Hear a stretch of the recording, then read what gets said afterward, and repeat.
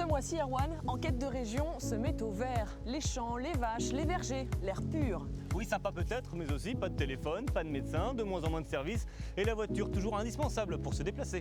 Là, tu caricatures un peu, il fait quand même bon vivre à la campagne. On n'est jamais très loin d'une boulangerie ou d'un café. Mais il reste des points faibles. Alors, comment vit-on aujourd'hui en milieu rural? Quels problèmes? Quelles solutions? On va en parler ensemble.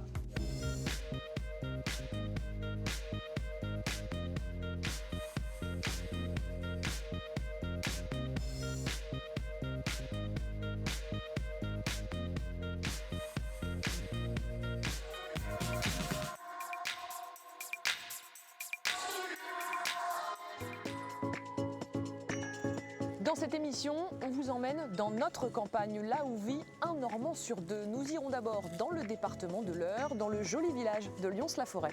Nous nous rendrons également dans le sud de la Suisse normande, dans le Val-de-l'Orne, à Putange-le-Lac. Tout de suite, le sommaire. Qui n'a pas rêvé un jour de vivre à la campagne et de calquer son rythme de vie sur celui de la nature? Alors les images fleuries défilent, la jolie Pierrette et son pot au lait, le facteur porteur de bonnes nouvelles, le curé, le boulanger, l'instituteur et la crémière. Mais ça, c'était il y a bien longtemps et même au siècle dernier. Il y avait une épicerie, il y avait la boulangerie, il y avait encore le maréchal Ferrand qui est devenu le forgeron, il y avait des menuisiers, charpentiers, il y avait vraiment toute une vie locale. Tous les villageois se connaissent. Le fait de partager la même existence les a aidés à construire une communauté de bons voisins. Allô? Allô? Aujourd'hui, on voudrait tout avoir. La vie au grand air et les infrastructures de la ville. Vivre en milieu rural, oui, mais à condition de profiter des progrès techniques. La téléphonie mobile et le haut débit. Deux défis à relever et même un enjeu prioritaire pour le territoire. On capte là-bas au bout du parking ou juste là au pied de la gouttière. Lutter contre la désertification médicale en milieu rural, le gouvernement en a fait aussi une priorité. En Normandie, l'Eure et l'Orne sont particulièrement mal lotis. On ne compte plus les petites communes désemparées par le départ à la retraite de leur dernier médecin. Et sans médecin, les communes se meurent. Alors, ici, nous voilà dans le cabinet qu'occupait le docteur Jonas jusqu'au mois de mars 2016. Est-ce que c'est à nous, les maires ruraux dans nos petites communes, d'avoir à résoudre ces problèmes-là? On a plutôt intérêt à mourir en bonne santé chez nous.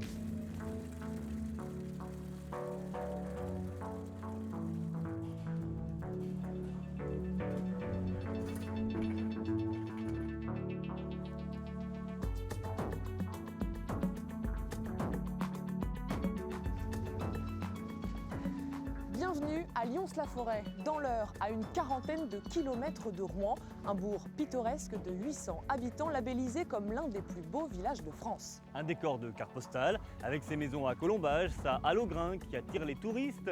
Un village animé où les habitants ne manquent ni de petits cafés, ni de commerces. Une exception peut-être, car Angèle, ce n'est pas le cas partout en Normandie.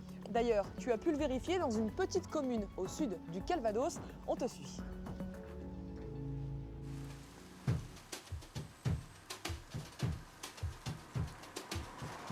Citadin depuis toujours, pour moi la campagne est d'abord synonyme de week-end au calme. La forêt, les vaches dans les champs, pour quelques jours hors des bruits de la ville.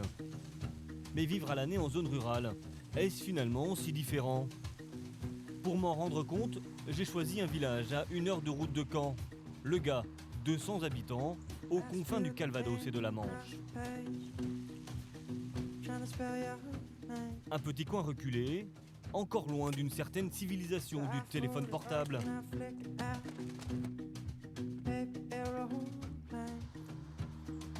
Ici, nous sommes en zone blanche. Pas de réseau, ou presque.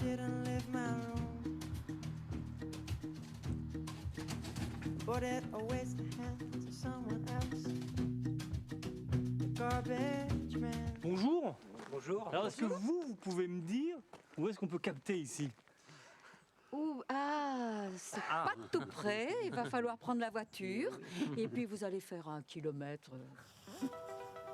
Pas mieux non plus, à l'extérieur du bourg, où les hameaux restent bien isolés, accrochés à leurs précieuses lignes de téléphonie fixe, comme chez Chantal et Jean-Luc Lelièvre. Bonjour. Bonjour. On a acheté, on a rénové, ça fait 27 ans qu'on est ici. Voilà, je vous sers un petit café. Allez-y. Ici, en plus du portable, c'est le réseau Internet qui n'est jamais arrivé. Internet, justement, on va chez nos enfants qui habitent pas très très loin dans la région. Passe un petit coup de fil, voilà, est-ce qu'on peut passer vous voir pour justement faire des papiers administratifs. Face aux contraintes, on s'adapte en quelque sorte. C'est sûr qu'à la campagne, tout est un peu plus loin qu'en ville. Alors ce sont d'autres habitudes, d'autres modes de vie. On oublie le pain et les croissants du matin. Mais en revanche, Et pondre au fond. au poulailler, il y a des œufs frais tous les jours. Et voilà. Un œuf. Chez mes volailles, bon, souvent on élève 2 cochons. C'est bon. On a ce qu'il nous faut, quoi. Et ça remplace l'épicerie. Oui, enfin, il faut quand même y aller à l'épicerie. Parce qu'il n'y a pas tout à la maison. Hein. Dans sa ferme, Isabelle Arrivel a vu grandir ses 4 enfants. La vie en plein air, au milieu des animaux, mais un peu privée de sortie. Et pour les activités, vos filles Les activités, ils n'en ont jamais faites. Pour la simple et bonne raison que, bon, disons, ma grande voulait faire de la danse. La deuxième voulait faire du cheval, puisque sur Clinch, il y en a. Mademoiselle Amélie voulait faire du judo. Et si j'avais cédé pour eux, après, ben, vu que j'ai eu un gars, il aurait fallu, lui, c'était du foot, il aurait fallu le faire. Alors c'est non, personne. Parce qu'il faut prendre à chaque fois la voiture et les amener. Et là, j'aurais galéré, je ne pouvais pas, quoi. Et le problème, c'est qu'il faut la voiture pour aller chez le dentiste. Il faut déjà monter à Vire ou Villedieu pour le dentiste. Puis maintenant, il va falloir en retrouver un autre parce que le nôtre part en retraite. Alors ça va être galère, là, il ne va plus y en avoir. Le dentiste, pour l'ophtalmo, c'est pareil, c'est Vire. Du Gard, les premières villes sont à 20 minutes de route. Et les premiers commerces à quelques kilomètres. À Champ-du-Bout, à l'heure du chassé-croisé des tracteurs, le bar-épicerie du Bocage normand reste l'un des derniers lieux de vie. Bonjour. Des environs.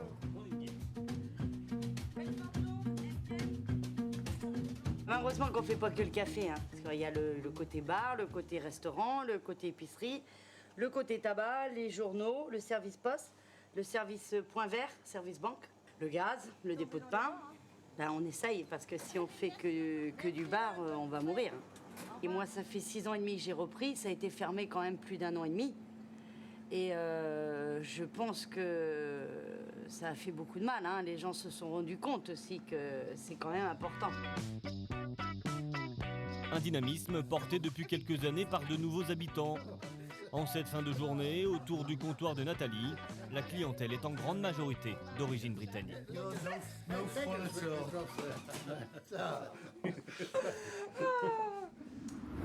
Ce qui me marque dans ce reportage, Erwan, c'est que vivre à la campagne, pour ces gens, c'est faire des sacrifices.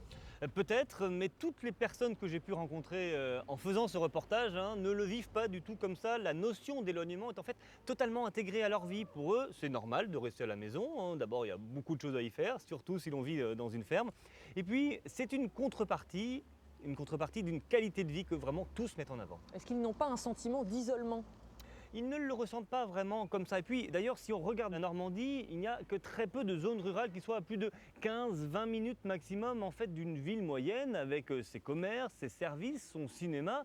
C'est finalement pas beaucoup plus loin que dans une ville comme Caen ou Rouen avec ses embouteillages. Par contre, pas d'internet, pas de téléphonie, ça paraît quand même très compliqué de vivre sans aujourd'hui. Ah oui, c'est vrai que dans certaines communes, c'est vraiment le point noir, comme dans la commune du Gard où les gens font un peu comme ils peuvent, ils prennent la voiture pour aller écouter leur message.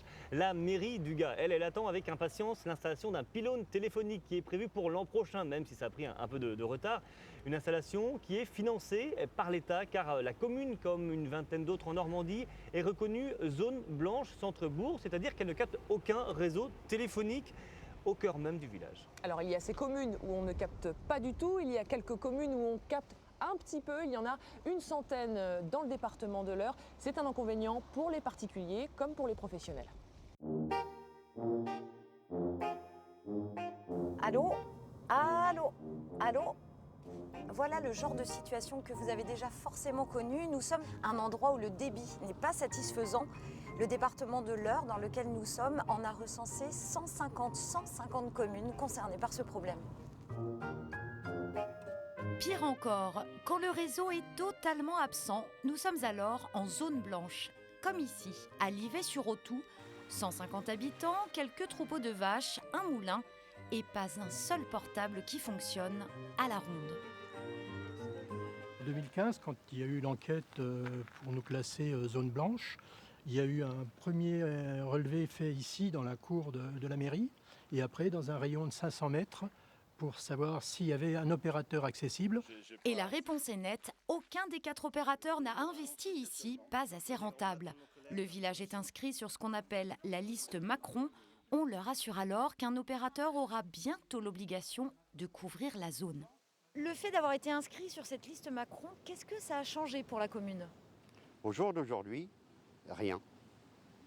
Pour l'instant, rien du tout, puisque le projet avance, mais nous ne voyons pas l'aboutissement. Madame, qu'est-ce que vous faites là? Cours de théâtre du mercredi après-midi. Les 4 demoiselles en piste n'ont pas leur portable. Comme tous les habitants, elles apprennent à vivre sans. Mais en 2017, ce n'est pas si facile, surtout quand il n'y a pas de ligne fixe, comme dans cette salle communale. La professeure doit s'en accommoder. Vous avez déjà eu des problèmes à cause de ça? Alors avec les enfants, non. C'est déjà arrivé qu'on ait une fracture avec un adulte. Donc bon, là on a géré mieux et effectivement, il y a un adulte qui est parti pour téléphoner et qui nous a envoyé les pompiers.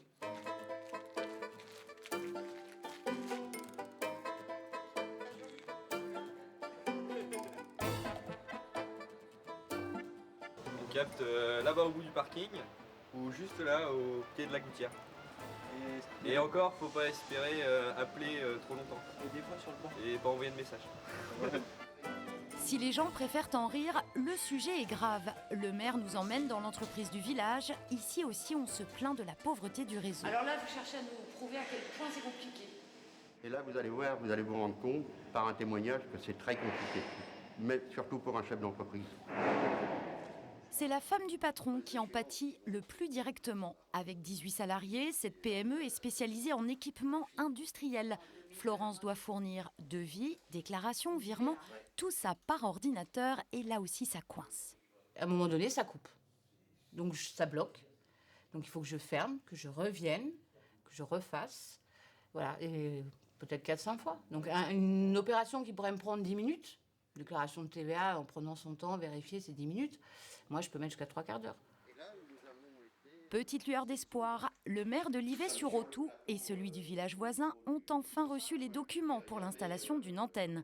Celle-ci sera financée par l'État et l'opérateur. Charge aux communes de payer la dalle béton, la clôture, le raccordement électrique. Quant au calendrier, il reste flou. Ce que j'ai dit aux riverains dans mon petit journal communal, c'est que c'était sur les rails, que le pylône allait être dans les champs et qu'il était à plus de 300 mètres des maisons et que si dans l'immédiat ils avaient l'intention de changer d'abonnement de téléphone, qu'ils prennent Free parce qu'au début il n'y aura que Free. Voilà, c'est tout ce que j'ai dit. Deuxième échéance, d'ici 2018, l'Internet fixe va bénéficier d'une montée en puissance de son débit et ça c'est la mission d'Heure Numérique.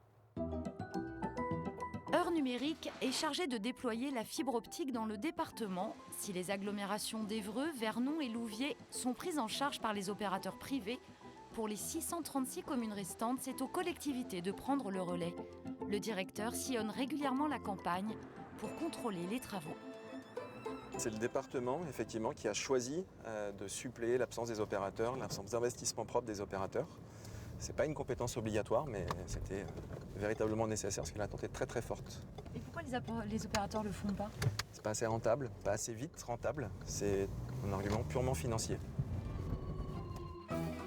Ici, aux lisières de Pont-Audemer, un technicien vérifie que les 2,5 km de fibres déployées n'ont pas subi de casse. Vous êtes en pleine opération de mesure? Voilà. La puissance du lien optique doit rester optimale, de quoi raccorder 400 prises. D'ici 2020, la majorité des foyers de l'Eure seront dotés du haut débit. Et pour les 2% restants, il faudra patienter encore quelques années. On ne peut pas faire plus vite aujourd'hui. Même si on me donnait 100 millions d'euros supplémentaires, je serais incapable de faire construire plus de prises d'ici 2020. La question est aussi humaine, c'est que les entreprises ont du mal à recruter des compétences. Il faut de la formation longue. Tous les projets sont partis au niveau national quasiment en même temps et il y a un phénomène d'engorgement. Donc malheureusement, même si on le voulait, on ne pourrait pas faire plus vite. Brétigny, situé sur le plateau de Brionne, fera partie des dernières communes pourvues en très haut débit. Ce village rural bénéficie déjà d'un réseau de 8 mégabits, un seuil jugé satisfaisant en attendant la fibre optique. Mais sur place, les premiers concernés rongent leurs freins. On a Internet, mais on n'a pas le très haut débit, ce qui nous pénalise pour éventuellement des entreprises qui voudraient s'installer ou du télétravail qui aujourd'hui est quand même tout à fait à l'ordre du jour. Et voilà, on est quand même dans une zone où il y a du chômage, il n'y a pas de travail, enfin voilà, donc nous sommes pénalisés. Maxime, lui, est un jeune entrepreneur du village. Comme chaque jour, il vérifie sa box et son amplificateur pour être sûr de recevoir mails et appels de ses clients. À 23 ans, il fabrique des pots d'échappement sur mesure. Pour son savoir-faire, les champions de motocross le contactent de toute la France et au-delà. Les problèmes de réseau mobile ou d'Internet le pénalisent au quotidien. Ça se passe mal. C'est des clients qui sont pas vraiment satisfaits, qui me le disent assez souvent. Et moi, personnellement, c'est compliqué parce que je peux pas les joindre directement quand j'ai besoin de quelque chose, d'une information. Je suis obligé de partir, sortir de la maison et essayer d'aller chercher du réseau un peu plus loin. C'est compliqué, c'est un handicap pour nous. Maxime n'a pas encore les moyens de partir s'installer ailleurs, mais c'est une de ses options pour ne plus subir cette contrainte et consacrer toute son énergie à l'essentiel, le développement de son activité. Frédéric Duché, vous êtes maire des Andelys, conseiller départemental, président du syndicat mixte Eure Normandie Numérique. À vos côtés, Sébastien Cavelier, vous êtes maire de Notre-Dame-d'Épine, une petite commune de l'Eure. La première question sera pour vous, monsieur Duché, en termes de couverture téléphonique, de débit Internet. Quelle est la situation dans le département de l'Eure aujourd'hui ? Alors, la situation n'est pas terrible, il faut le reconnaître. Il y a des zones blanches sur le territoire, il y en a 8 identifiées actuellement. Et en termes de débit Internet, nous sommes en train de remédier à la situation, en train de travailler avec le syndicat Eure Normandie Numérique pour mettre en place le très haut débit d'ici à 2020 pour 98% de la population. C'est quoi aujourd'hui ? Combien de pourcentage de la population a du très haut débit Internet ? Alors aujourd'hui, on est à 60% supérieur à 8 mégabits, mais il reste effectivement beaucoup de creux, de dents creuses à combler. Et Sébastien Cavelier, chez vous, à Notre-Dame-d'Épine, ça se passe comment ? Alors, actuellement, ce que disait monsieur Duché, effectivement, nous avons en théorie un débit supérieur à 8 mégabits, théorique. Ce qui peut poser certains problèmes effectivement le dimanche, puisqu'effectivement quand vous avez trop de personnes qui sont sur Internet, ça ralentit le débit. Et le problème de téléphonie, on est en zone grise. Donc zone grise, on peut capter à plus ou moins 10 mètres ou plus ou moins 5 mètres. Cette situation, elle crée un sentiment d'abandon presque des habitants de Notre-Dame-d'Épine et des communes alentours ? Oui, le fait de ne pas avoir de téléphonie à tous les endroits sur la commune, le fait d'avoir des problèmes d'Internet, quand on fait de la visioconférence ou d'autres utilisations, cumulé à d'autres problèmes dans la commune, crée un sentiment de révolte qui pourrait créer des montées d'extrême lors des votes. Mon rôle en tant que maire, c'est de faire remonter ces informations. Frédéric Duché, aujourd'hui, offrir Internet, la téléphonie mobile à tout le monde, c'est devenu un enjeu prioritaire ? C'est un enjeu prioritaire, c'est un enjeu d'aménagement du territoire. Le constat que fait mon collègue à côté, il a été fait il y a bien longtemps et il a été porté lors des élections départementales en 2015, puisque nous avons mis en priorité de résorber la fracture numérique et de travailler sur la téléphonie mobile sur les zones blanches. Zones blanches, nous sommes inspirés du plan Macron et sur la dimensionnement de l'infrastructure numérique, on est au même niveau que les réseaux d'électrification, le réseau de train, le réseau d'autoroute. C'est devenu une infrastructure comme une autre aujourd'hui. C'est une infrastructure comme une autre et c'est même aujourd'hui le premier critère d'implantation d'une famille, c'est pas l'école, c'est le débit Internet sur le territoire. C'est un défi très important pour les pouvoirs publics, pour les collectivités territoriales. Pour vous ? C'est un défi majeur. C'est un défi majeur parce qu'il va viser à lutter contre la fracture numérique, contre la désertification. On parle de désertification médicale, on parle de problématiques de services publics. Le numérique peut répondre à beaucoup de ces enjeux. Il faut donc développer les infrastructures, puis après, évidemment, en parallèle, développer les usages du numérique. Sébastien Cavelier, ce développement qui est mis en place par le département de l'Eure, par Eure Numérique, ça va ? Ça vous suffit ? Je ne suis pas là pour effectivement faire un procès pour Normandie Numérique. Nous avons actuellement sur la commune 8 mégas. La commune de Neuville-sur-Autou, qui est autour de 1 à 2 mégas, va avoir une montée en débit. Effectivement, donc, les travaux de la fibre optique passeront en 2022. Quid du 2022 puisque C'est trop tard pour vous, 2022? On va être réaliste. Hein. Moi, personnellement, je travaille dans l'industrie. Le numérique va à une vitesse exponentielle. Donc, de faire patienter, de demander aux habitants de contribuer à un investissement pour lequel on va lui répondre qu'en 2022 pose un problème auprès des habitants. Vous avez l'impression de faire le nécessaire au sein de Heure Normandie Numérique? Est-ce qu'il y a des zones qui sont privilégiées plus que d'autres, des zones touristiques par exemple, ou est-ce que tout le monde est sur le même pied d'égalité? Tout le monde est sur le même pied d'égalité. J'entends ce que dit évidemment mon collègue. Il a 8 mégas, il aimerait avoir plus et c'est tout à fait légitime et je peux entendre que les populations aient envie de cela. Donc il nous a fallu faire des choix sur un budget, quand même, je le rappelle, de 170 millions d'euros, un budget énorme et donc on ne pouvait pas aller au-delà aujourd'hui entre le Fonds de solidarité numérique, l'intervention de la région, l'intervention du département et l'intervention des collectivités locales. Donc il a fallu prioriser, ça permettra quand même de couvrir 98 à 98,5% du territoire. Le 1,5% qui restera à couvrir sera fait avec les recettes générées par ceux qui seront rentrés sur le réseau d'intérêt public à partir de 2019-2020 quand ce sera opérationnel. Merci. Merci messieurs. Merci.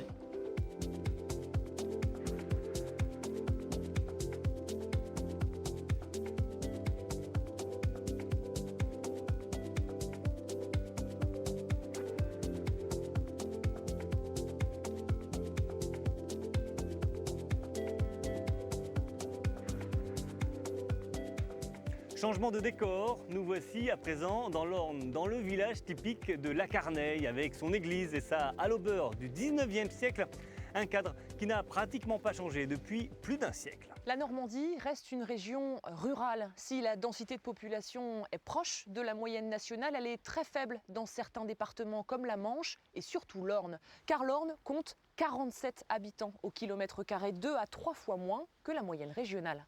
Et en Normandie, le secteur agricole représente encore un peu plus de 3% des emplois, davantage que la moyenne nationale.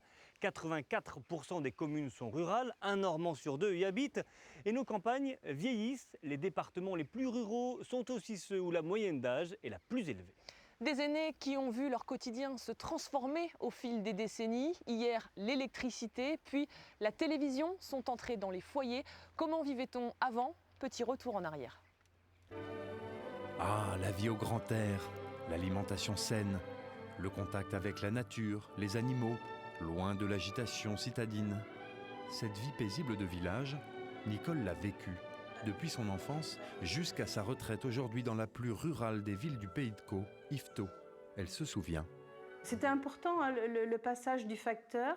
Alors au début, il était en vélo, en mobilette, et puis après en voiture, la petite camionnette jaune. Puis quand j'avais un amoureux, le facteur prenait le temps de manger chez le voisin. Je voyais la camionnette, je me disais, il y avait une lettre pour moi dans la camionnette. Je voyais ça par la fenêtre et puis, mais pourquoi il n'arrive pas? Il a peut-être une lettre pour moi, c'était horrible. Donc voilà, oui, c'est des souvenirs. Nicole est née en mai 1953. Elle a connu le temps où l'on envoyait des cartes postales pour inviter la famille à manger. Le temps où les manuels scolaires apprenaient aux jeunes filles à coudre, cuire, laver, bref, à être de bonnes mères. Avec Nicole, nous sommes retournés dans la ferme où elle a vécu pour évoquer sa vie à la campagne, sa vie d'avant, une vie rêvée pour certains, une vie rustique en réalité. L'électricité, moi chez mes parents, donc c'est arrivé 1958 à peu près. Hein. La famille est déjà assise au petit déjeuner. La mère sert de la soupe, le principal plat du petit déjeuner. Il y a du fromage, du beurre et du cidre. Par rapport à aujourd'hui, on était très en avance en fait, hein, parce que c'est très écolo. Hein, il n'y avait pas de poubelle, on recyclait tout. Oui, on était hyper écolo, mais sans le savoir. Dans le village de Nicole, on croyait en Dieu.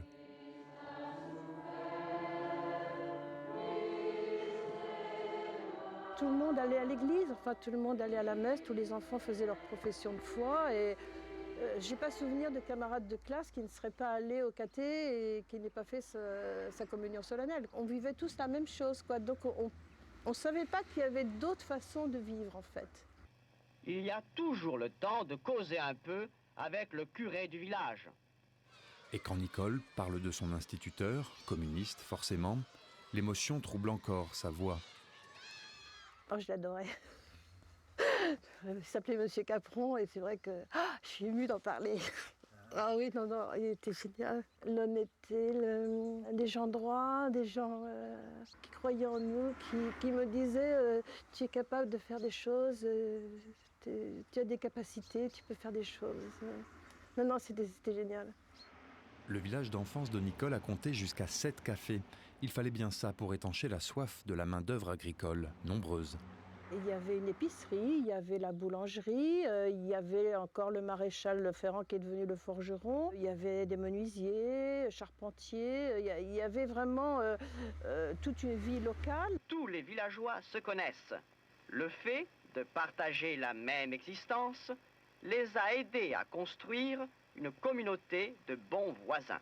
J'ai souvenir mon père qui se blesse et la voisine qui vient nous aider à ramasser les pommes de terre pendant une semaine. Elle va venir tous les jours.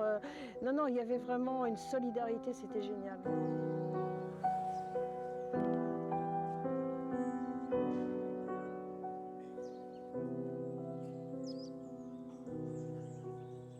Dans cet établissement remarquablement agencé, les ménagères peuvent trouver, bien entendu, tout ce qu'elles désirent, et Dieu sait si en alimentation, le choix est vaste. Dans les années 60, le progrès est arrivé lentement. Pourtant, tout s'est accéléré, la vie à la campagne a changé. Quel genre de film les ruraux viennent-ils voir? Bien, il est un temps où les ruraux venaient voir Bourvil, parce que c'est un enfant du pays, Bourvil est à 15 km d'Yvetot. Et puis on a pu constater que depuis quelques années, les ruraux s'intéressent à ce que nous appelons les bons films. Je ne dis pas les films commerciaux, mais enfin des films comme My Fair Lady, par exemple, avec un certain succès. Et que dire quand elle a débarqué dans les foyers? Je me souviens quand la télévision est arrivée chez mes parents, j'avais 13 ans. Et donc, alors qu'avant, on passait nos soirées, on parlait, mes parents avaient plein de choses à raconter, il y avait beaucoup d'échanges, et du jour où il y a eu la télé, ça a été fini. Mais par contre, c'est vrai que la télé, je pense que ça a modifié la perception des gens par rapport à l'ailleurs, par rapport aux cultures lointaines et tout ça. Les gens regardent et se disent, ben voilà, il y a d'autres façons de vivre et tout ça. Et je pense que ça fait quand même évoluer les mentalités. Avant que Nicole ne s'en rende compte, sa campagne était devenue monde rural. Il fallait désormais la partager avec de nouveaux habitants. Le citadin éprouve une certaine nostalgie de la terre. Il aspire après les grands espaces verts, d'où le camping, les résidences secondaires, ou même tout simplement la promenade du dimanche avec les enfants à la campagne. Dans ces personnes qui viennent s'installer, il y en a qui vraiment s'engagent, qui font partie des associations, qui prennent du temps pour vraiment s'intégrer au village et tout ça. Donc, dans un sens, ça peut rebooster un village. Hein. Ça, je pense que ça peut être génial.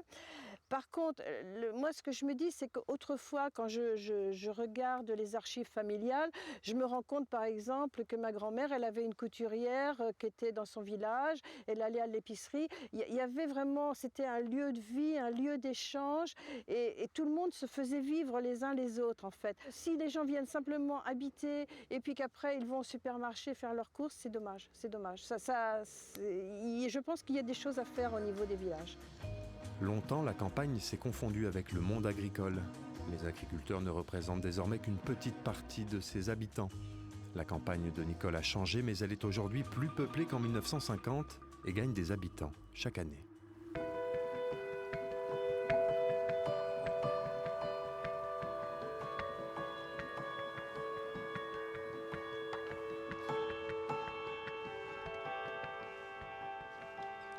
Sylvie Le Calvez, vous êtes la directrice de publication du magazine Village, un trimestriel qui a longtemps été hébergé ici, à la Carneille, où vous avez vous-même longtemps habité. On vient de voir dans le reportage que la campagne a fondamentalement changé. Est-ce que vous, qui êtes fille d'agriculteur, vous êtes d'accord avec ça ? Ah oui, ça a changé, oui.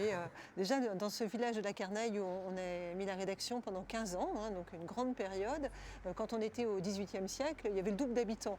Donc après, ça s'est vraiment beaucoup vidé. Et ce qu'on voit dans le film, c'est effectivement ce détricotage des villages, tous ces métiers qui s'en vont, le maréchal Ferrand, le tonnelier, etc., pour avoir après essentiellement des ouvriers ici, parce qu'on est dans un tissu ouvrier par exemple, et des agriculteurs bien évidemment, donc une réduction du nombre de métiers. Et puis finalement, depuis les années 90, ça se recompose et de nouveaux métiers arrivent et ça commence à se voir dans les villages. C'est lent, mais la courbe remonte dans la plupart des villages de France. Autrefois, il y avait des figures, l'instituteur, le curé, le facteur. Aujourd'hui, comment ça se passe? Ça n'existe plus, ça? Non, c'est très différent, mais ça c'est très bien montré aussi dans le reportage. On voit le rôle du facteur. C'est génial, effectivement, on était facteur par vocation, on allait dans les familles, voir les anciens, on mangeait avec eux, on buvait un coup, on donnait des nouvelles du jour. Et puis maintenant, ce service-là, par exemple, c'est payant. Et nous, quand on est arrivé mettre la rédaction à la Carneille, il y avait une poste avec un receveur. Maintenant, il y a un relais postal à l'épicerie. Donc, effectivement, toute la question des services a énormément changé. Et le centre-bourg s'est transformé aussi ici. Il n'a plus le même rôle ou plus les mêmes commerces qu'il y a quelques années. Ça a changé. Néanmoins, on revoit des nouveaux commerces arriver. Il y a un joaillier, il y a un chapelier. Donc, peu à peu, ça se recompose et on retrouve des métiers qu'on pouvait éventuellement trouver avant.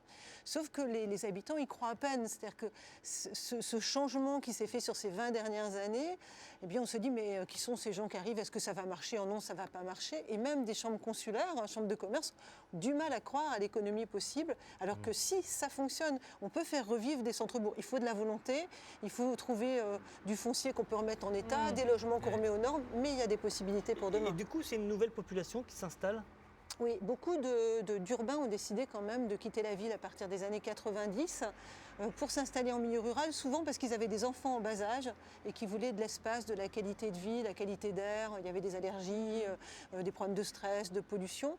Donc effectivement, même les tissus ruraux reculés ont gagné globalement de la population. Il y a des exceptions, tout n'est pas bien dans le meilleur des mondes. Mais néanmoins, s'il y a une volonté forte à la fois des habitants et des élus, on peut inverser les tendances. C'est parce qu'ils ont des projets aussi en campagne, les gens. Vous parliez des nouveaux métiers ou des nouveaux commerces, c'est aussi pour ça qu'ils viennent à la campagne. Souvent, on vient dans les milieux ruraux pour associer qualité de vie et vie professionnelle, vie personnelle, vie professionnelle. Surtout quand on est dans des territoires éloignés quand même des grandes villes. Parce que dans des villages qui sont plus proches des grandes villes, on assiste à un phénomène qui est la périurbanisation, donc avec beaucoup de lotissements, où les gens vont consommer à l'extérieur du village parce qu'il n'y a plus de commerce dans le village. Et là, effectivement, l'effet levier pour refaire une sorte d'écosystème local ne fonctionne pas. Quand on est sur des gens qui sont venus là par opportunité foncière qu'on comprend, qui est très légitime, mais qui ne fait pas forcément revivre des centres-bourgs. Qu'est-ce qui va faire que les gens vont rester à la campagne et pas repartir?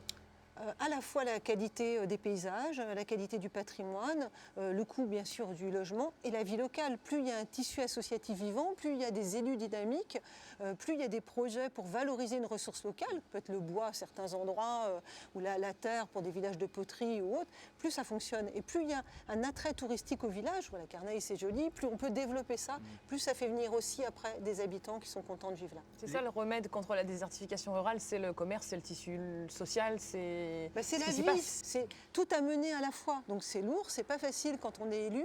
Alors ici, on est à la Carneille qui fait maintenant partie de la commune nouvelle de Athis-Val-de-Rouvre. Donc peut-être qu'en ayant cette ampleur suffisante, ça va permettre de développer des projets pour attirer de nouveaux habitants en s'appuyant sur des leviers à la fois touristiques, économiques, culturels, sociaux. Il faut mener tout de front pour que ça fonctionne. C'est pas facile. Merci à vous. Merci beaucoup. Merci beaucoup.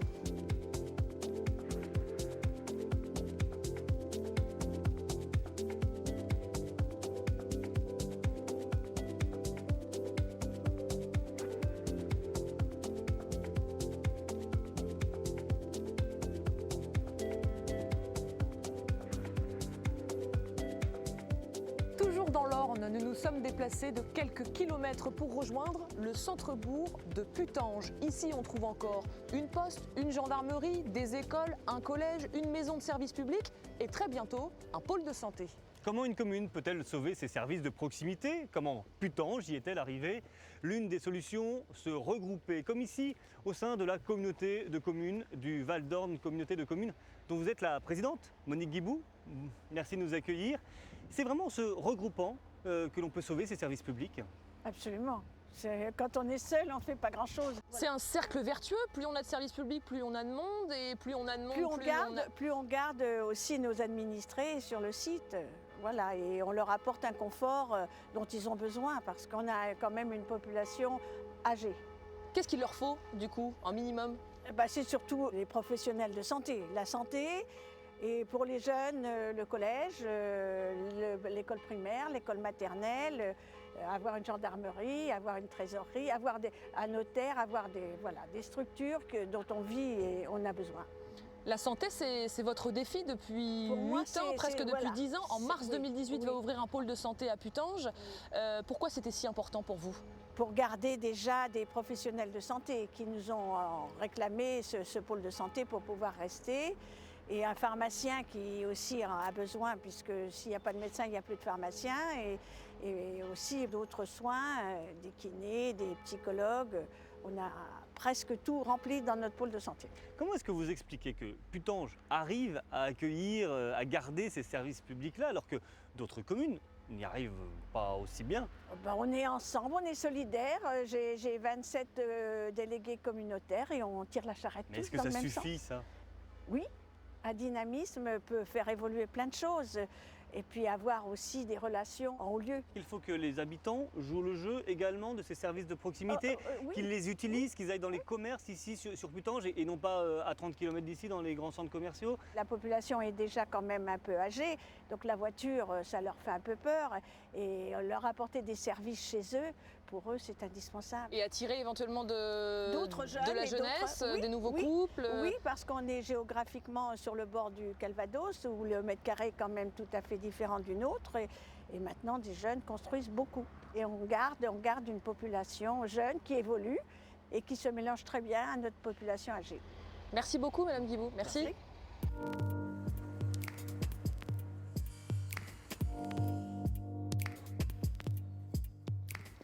Avec celui de l'Eure, le département de l'Orne est en Normandie l'un des plus touchés par la désertification médicale.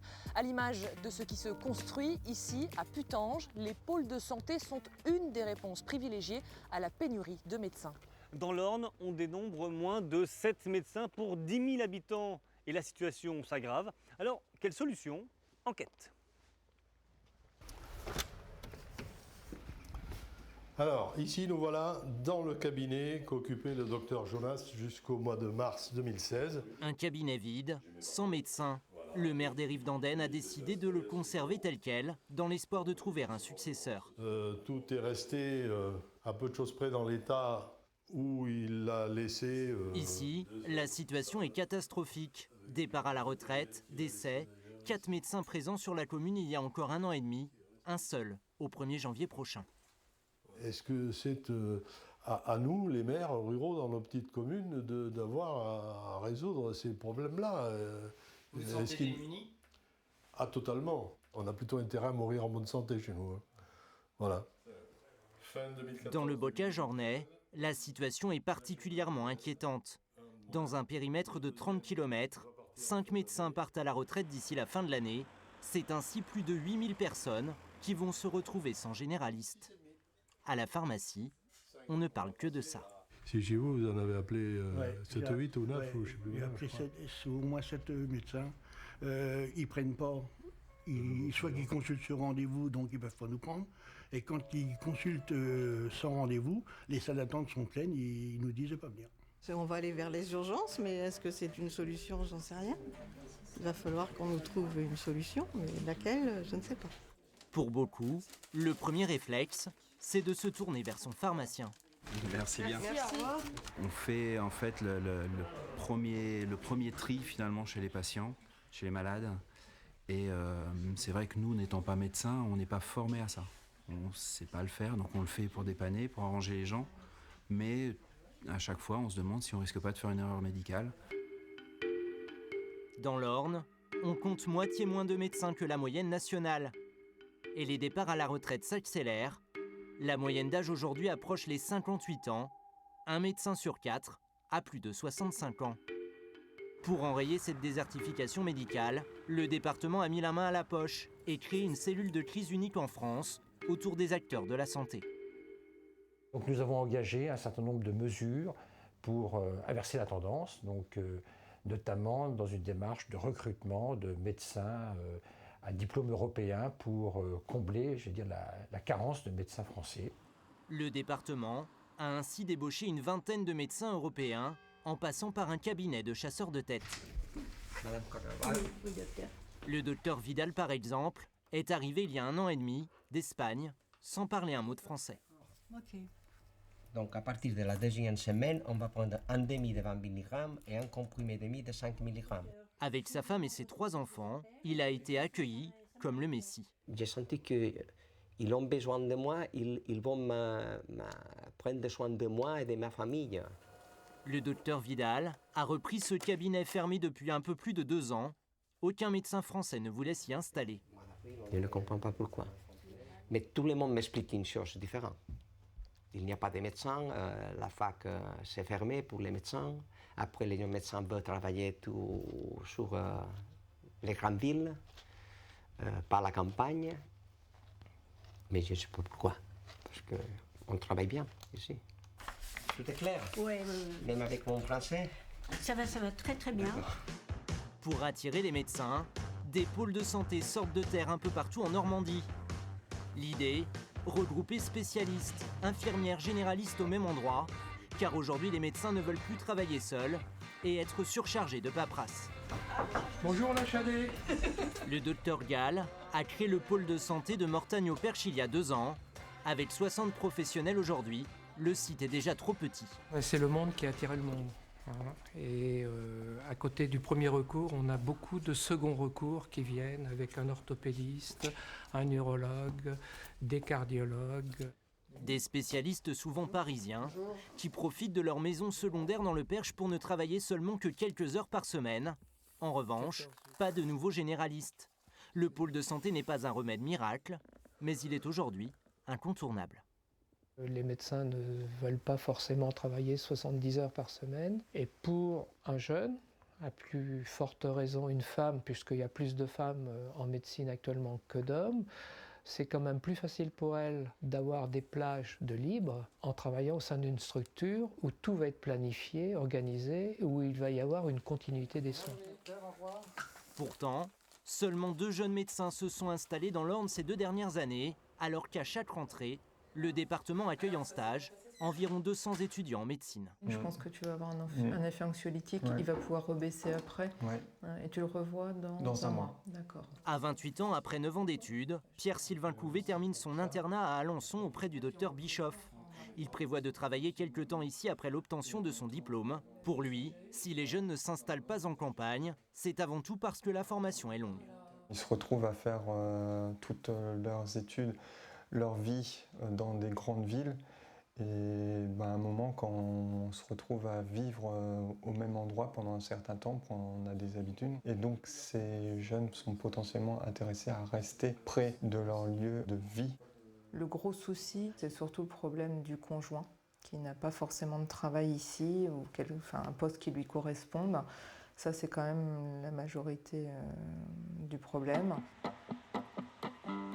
Xavier Imbert est l'un des rares internes de Caen à s'être installé dans l'Orne, à Donfront. C'est un secteur que je connais bien pour avoir grandi pas très loin et surtout j'étais venu ici en stage à 2 reprises durant mon internat. Mais il n'est présent que 2 jours par semaine. Le reste du temps, il vit à 1h30 de là, à Caen, où sa femme travaille et où il est enseignant en médecine. Un compromis, car après ses études, il ne se voyait pas revenir ici, à plein temps. Bonjour Madame Vérin. Ce jour-là, il rend visite à Paulette, âgée de 95 ans. Je vais vous asseoir, on va prendre votre tension. Pour lui, si les médecins ne s'installent pas ici, c'est avant tout un problème global d'aménagement du territoire. 13-7. Au même titre que la Poste a fermé, que les différents pouvoirs publics sont partis en fait. Les différentes institutions sont parties. On ne peut pas mettre un médecin au milieu de nulle part sans cadre autour. Les décisionnaires successifs ont fermé des hôpitaux, ont fermé des services de gynécologie, d'obstétrique. Les erreurs, elles ont été commises il y a 10 ans. Je ne dis pas qu'elles sont irréparables, mais on va avoir un moment de latence d'une dizaine d'années où ça va être compliqué. Ben, je vais vous donner votre traitement. On est content quand même qu'il puisse rester. Puis je vous dis maintenant, à mon âge, j'espère qu'ils vont me soigner jusqu'à la fin quand même. Comment stopper la désertification médicale? Faut-il forcer ou empêcher les médecins de s'installer sur certains territoires? Dans l'Orne, en tout cas, il y a urgence. En 2022, un médecin sur 2 sera en âge de prendre sa retraite. Antoine Leveneur, vous êtes président de l'Union régionale des médecins libéraux. Christine Gardel, vous êtes directrice de l'Agence régionale de santé de Normandie. On va évoquer avec vous les solutions à cette désertification médicale. Mais d'abord, quelques mots sur ce que disait le dernier médecin dans le reportage. Des erreurs ont été commises ces 10 dernières années. Est-ce que vous êtes d'accord avec ça, monsieur Leveneur ? Oui, je pense que mon confrère a évoqué des erreurs qui remontent à plus longtemps que ça, notamment peut-être l'instauration d'un numerus clausus trop strict, notamment l'absence de prise en compte de l'évolution de la société tout simplement, et notamment un peu le délaissement de certaines zones en France en termes d'aménagement du territoire. C'est plutôt comme ça que je comprends la chose. Madame Gardel, quel est votre point de vue sur Oui, ce que on n'a pas anticipé la transformation de la société. Aujourd'hui, la médecine, c'est un métier, comme tous les métiers, et les jeunes, quand ils vont s'installer, ils vont devoir concilier leur vie professionnelle et leur vie personnelle. Et ça n'a pas été anticipé. On a juste anticipé des nombres et pas des conditions d'exercice. On vient de voir la situation dans le département de l'Orne. Comment ça se passe dans le reste de la Normandie? Il y a une vraie disparité en termes d'installation des médecins. Et enfin, si on prend des chiffres, on ne va pas en prendre beaucoup, mais un médecin du Calvados prend en charge 1200 habitants. Un médecin de l'Orne en prend en charge 1500 et dans l'Eure, c'est encore pire, il en prend en charge 1700. Donc il y a des vraies disparités au niveau des départements de la Normandie. Et alors comment est-ce qu'on en est arrivé à ce constat ? Parce qu'il y a des zones qui... Aujourd'hui, ça n'est plus... Un médecin n'est plus tout seul, ne travaille plus tout seul. Ils veulent travailler ensemble avec d'autres médecins parce que c'est comme ça qu'ils ont fait leurs études, mais aussi avec d'autres professionnels de santé, des infirmiers, des kinés, des orthophonistes, même les pharmaciens. Et l'exercice d'hier où on avait un médecin qui était en bas de son pavillon et qui était disponible H24, ce n'est plus l'exercice d'aujourd'hui. Antoine Leveneur, on doit faire face à une transformation de la société en quelque sorte? Oui, en tout cas pour nous médecins, c'est une vraie transition.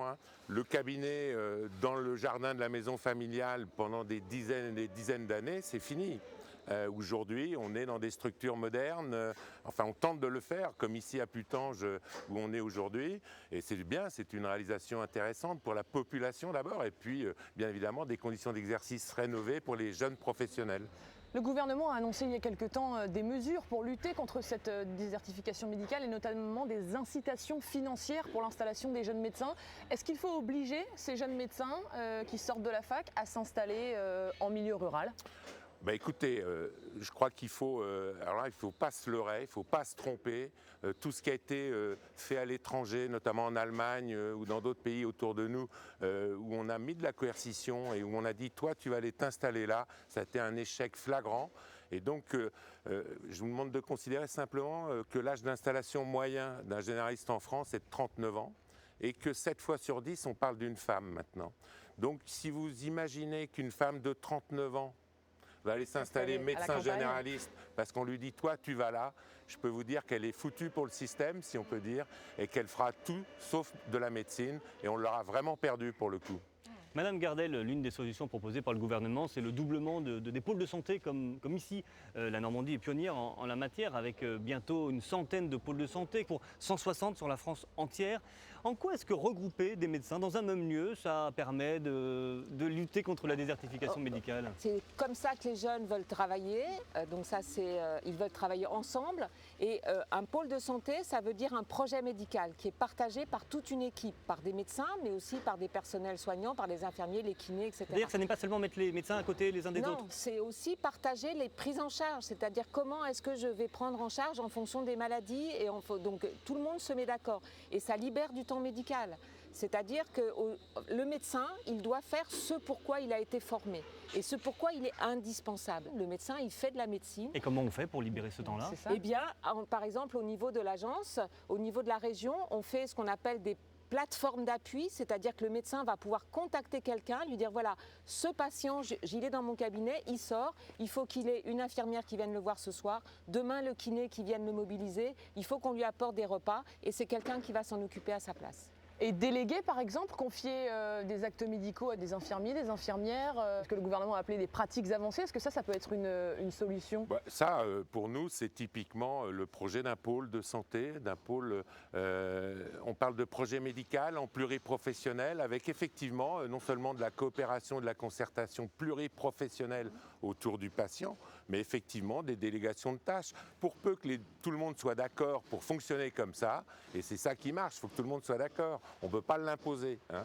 Mais le projet médical qui vient du terrain, des professionnels eux-mêmes, s'ils mettent ça en place, c'est parfait. Qu'est-ce qu'il reste à faire encore en Normandie alors Il reste à continuer la politique que nous menons avec nous, médecins libéraux, avec nos partenaires, en tête l'Agence régionale de santé, mais aussi les collectivités territoriales. On a une particularité en Normandie, c'est l'engagement avec nous du Conseil régional de Normandie, des conseils départementaux, les 5 conseils départementaux de la région. On porte la même politique, dans une même dynamique, et on est très favorisant pour l'émergence de structures comme celle-ci à Putange. Voilà. Alors ça, c'est une chose. La deuxième, aujourd'hui, les techniques bougent, évoluent, et on est clairement dans une logique aussi de télémédecine. Oui. Et donc la télémédecine doit être considérée comme un outil dans une nouvelle organisation des soins. Ça ne remplacera jamais 100% des médecins, ce n'est pas la question. Par contre, c'est un outil favorisant dans l'organisation des soins pour nous professionnels. Et pour lutter contre la désertification médicale? Nous, on est prêts, et je fais un clin d'œil à l'Agence régionale de santé et aux collectivités territoriales et à l'État. On a besoin simplement que des gros tuyaux, comme on dit, la fibre optique, viennent à Putange pour pouvoir être en capacité de faire de la télémédecine demain à Putange. Merci messieurs, dames. Merci. Merci à vous.